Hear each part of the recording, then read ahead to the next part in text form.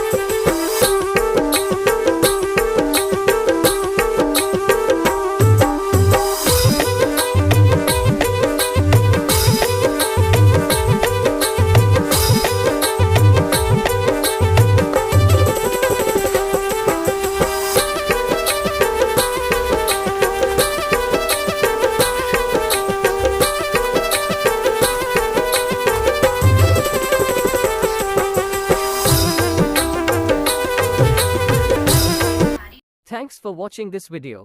अगर आपको वीडियो अच्छी लगी हो तो वीडियो को एक लाइक और हमारे चैनल एसके रेडियो कालंद्री को सब्सक्राइब जरूर करके जाए।